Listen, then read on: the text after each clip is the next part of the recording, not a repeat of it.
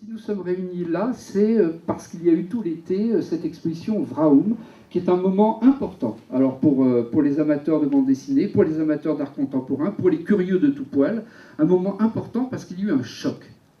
Est-ce que vous pouvez, l'un ou l'autre, commençons peut-être par Pierre Sterckx, nous expliquer en 2 mots pourquoi avoir voulu cela? C'est parti d'une petite idée, comme ça. J'ai toujours été fou de dessin. Et les bandes dessinées, on les regarde comme des histoires, mais on peut les regarder comme du dessin. Et je pense que je devais avoir une double vue là-dessus. Que vous avez toujours eu. Que j'ai toujours eu. Mais alors, d'où mon amour des planches originales, parce que ça, Jean va pouvoir nous en parler, et David aussi. Quand on voit une planche originale, on découvre la grandeur et la force du dessin. Tandis que quand c'est reproduit, c'est un peu discrétisé. C'est devenu discret. Alors, l'autre commissaire, David Rosenberg, comment est né, même question, pourquoi ce choc Vraum? Pierre est venu un jour me trouver en me proposant d'exposer. Il avait ses entrées auprès des grands collectionneurs de bandes dessinées.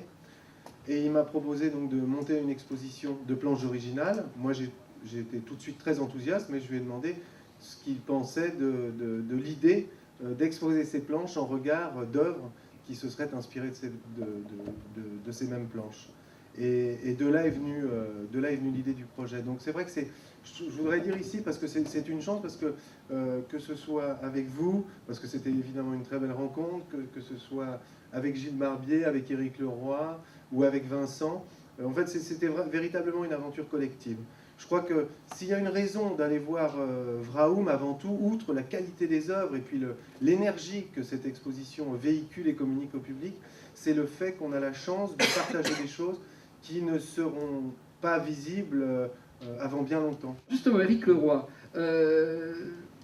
on est là en train de dire il y a eu un choc, il y a eu des rencontres, on a pris conscience que tout ça ne date pas de si longtemps que ça, cette prise de conscience qu'on n'a pas encore posé la grande question de l'art. Moi, je suis là par hasard, en fait, parce que je suis collectionneur à la base, et j'ai découvert les originaux de bande dessinée de Möbius et de Giraud. C'est pour moi extraordinaire, parce que j'ai toujours admiré déjà les grands dessinateurs du XVIIe, XVIIIe siècle, et j'ai dit, là voilà, il y a des vrais talents. Et mon but, j'étais passionné par les ventes aux enchères, par Drouot, et je me suis dit, mais ces artistes, ils méritent d'être montrés au grand jour. Et donc j'ai collectionné, mais j'ai dit, là, il faut les montrer, il faut faire des ventes. Et donc je suis qu'un vecteur, finalement, je suis qu'un intermédiaire. Moi, mon but, c'est de faire découvrir des nouveaux artistes, les nouveaux artistes de demain. Et alors, pour revenir à la question, les journalistes me posent la question au quotidien, c'est formidable, la bande dessinée, ça explose. Je dis, c'est marrant, parce qu'il y a 10 ans, on me posait la même question. Mais c'est Tintin qui a explosé il y a 10 ans. C'est pas d'aujourd'hui, cette explosion. Un Tintin au PD soviète, c'est passé je dirais, on va convertir directement en euros, de 3 000 euros à 20 000 euros, il y a 10 ans. Aujourd'hui, un soviète à l'état neuf, il peut faire entre 80 ou 100 000 euros. Mais l'explosion, elle est déjà, c'est il y a 10 ans. Alors après, il y a l'explosion depuis 5 ou 6 ans, je dirais, sur les auteurs contemporains, les jeunes.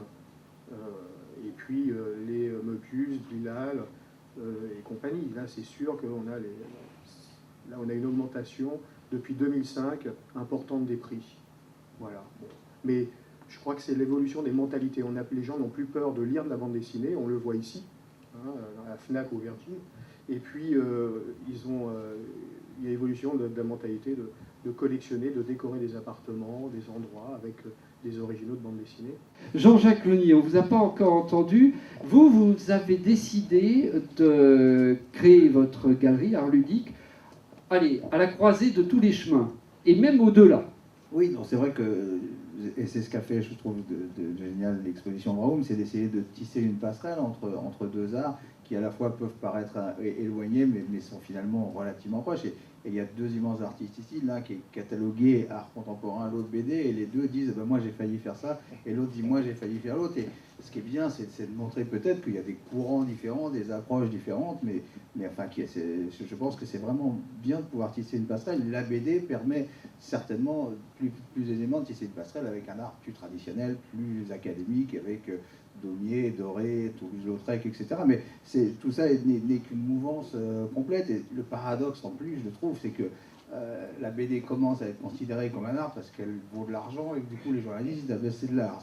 Et je trouve que c'est un tout petit peu triste d'une certaine façon, mais tant mieux si c'est comme ça qu'elle finit par s'imposer, parce que comme ça finit par boucler la boucle. Et c'est vrai qu'à la galerie, ce qu'on a essayé aussi de faire, puisque ces classifications sont un peu ennuyeuses et parfois rendent hermétiques les choses ou les passerelles, c'est justement de déclassifier. Et personnellement, je suis assez fan du côté figuratif, narratif. Et donc, au-delà de la BD, il y a forcément les gens qui travaillent dans le film d'animation qu'on vient d'évoquer, les gens de chez Pixar qu'on a exposés. Aujourd'hui, vous avez quoi à la galerie? En ce moment, on a les gens qui ont fait l'âge de glace, en fait, mais qui on expose leur travail personnel. Ce sont des artistes qui, effectivement, ont fait un carton cet été, comme on a pu le voir, mais qui aussi sont des passionnés de dessin et que, justement, qui ont fait une bande dessinée eux-mêmes dans un ouvrage collectif qu'on expose à la galerie. Parce que je crois qu'ils cherchent aussi à se déclassifier, à pas dire eux, alors on est vachement connus parce qu'on fait des films d'animation, mais on n'est pas que ça. Vous voyez, enfin, c'est quasiment sans fin, et je trouve que c'est justement intéressant. On a exposé des gens du jeu vidéo, du film d'animation, du cinéma, des gens comme Zack Snyder qui a fait Watchmen ou 300, qui lui-même vient de Beaux-Arts aux États-Unis, qui sont des gens passionnés. Quand ils viennent à Paris, ils viennent au Louvre, ils viennent. Enfin, je crois qu'il y a vraiment, c'est bien, et Vrahoum est vraiment le symbole un peu de cette passerelle tendue, et je trouve ça remarquable. Vincent Bernier, est-ce qu'il n'y a quand même pas un risque comme ça à tout niveler, le jeu vidéo? Maintenant, on nous dit que le jeu vidéo, on peut le mettre au même rang que l'art contemporain ou que Möbius et Mattotti. Soyons sérieux. Risque à tout niveler, je sais pas. Le jeu vidéo maintenant, c'est le 8e art, je crois, ou c'est le 10e art. Le 8e art, ça avait failli être la télé et on s'est aperçu voilà. que c'était qu'un meuble, Voilà. c'était pas un art. Donc, 8e art la télévision, 9e art la bande dessinée, 10e art l'art ludique. Hein. Enfin, c'est ce que disent les défenseurs du jeu vidéo. Bon, je sais pas s'il y a un risque à tout niveler. C'est des questions de définition et moi, c'est pareil, hein, je suis un peu là par hasard. Parce que comme Pierre, comme Gilles, comme Eric, je suis tombé dedans, comme toi, je suis tombé dedans quand j'étais petit. Donc c'est pas moi vraiment ni l'historien d'art, ni le critique d'art, ni celui qui donne des définitions, par exemple à ce concept d'art qui est quand même assez fluctuant. Mais aujourd'hui, je vois tout le monde dit, Céline Dion elle dit je suis un artiste, ou les gens à la Popstar ou à la Star Academy, c'est des artistes quoi. C'est des artistes pour les maisons de disques. Donc, alors, qu'est-ce que c'est qu'un artiste? Qu'est-ce que c'est que de l'art? Ça peut être de l'art. Qu'est-ce que c'est qu'un art? Tout à l'heure, parce que je me doutais que ça allait tomber sur le tapis. Et sur toi? Voilà. Bah oui, c'est normal, je suis pas. Donc c'est la question la plus compliquée. Alors, je voudrais simplement revenir sur le nivellement et la peinée pleine. Il y a des nivellements et des peinées pleines dans tous les médias, partout. Mais il y a des singularités dans tous les médias. Alors, je crois qu'il faut s'intéresser que ce qu'on appelle avec René Thom les saillances, dans les prégnances. Les prégnances, c'est les nivellements, c'est la peinée pleine, et les saillances, c'est les gens intéressants qui sont des artistes. Mais je crois qu'avec la bande dessinée, on a quand même quelque chose de particulier par rapport à la cuisine ou à la musique, si on veut. Hein. C'est pas à toi que je vais l'apprendre, Pierre, mais c'est quand même, dans sa constitution, déjà quelque chose de singulier, de pas tout, on pourrait dire pas tout à fait abouti, pas tout à fait normal, avec des manques, avec des pleins, c'est une combinaison de texte et d'images. On ne peut pas faire un Rembrandt par case, hein, Tardy disait ça. En même temps, on ne peut pas écrire comme Balzac une bande dessinée. Bon, on n'est pas vraiment dans les littératures, on n'est pas vraiment dans l'art. Longtemps, pour des raisons diverses qu'on peut expliquer ici, mais longtemps, ça s'est adressé qu'aux enfants. La bande dessinée pour adultes ou tout public, c'est quand même relativement récent. Donc il y a à la base quelque chose qui va pas, quoi.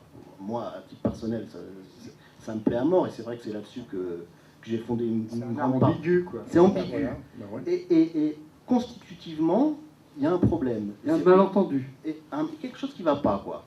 Donc les gens ont souvent une tendance, que ce soit les auteurs, que ce soit les critiques, que ce soit les éditeurs, à dire ça peut être de l'art, c'est quelque chose d'important, c'est pas que pour les gosses. Et donc il y a là encore un malentendu pour moi. La bande dessinée, c'est pas que c'est de l'art ou pas de l'art, complètement. La bande dessinée, c'est de la bande dessinée.